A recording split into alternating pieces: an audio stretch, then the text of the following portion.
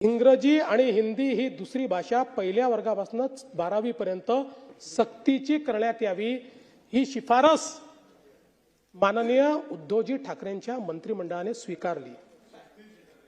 आता त्याचे पुढे जाऊन सांगतो, एकदा मंत्रिमंडळाने एखादी गोष्ट स्वीकारल्यानंतर जी.आर. काढण्याकरता मंत्र्याकडे जातं का?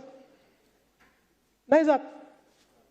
एकदा कारण मंत्रिमंडळामध्ये जी.आर. सहित आपण मान्यता देतो, त्यानंतर त्याची कारवाई खाली होते सगळी।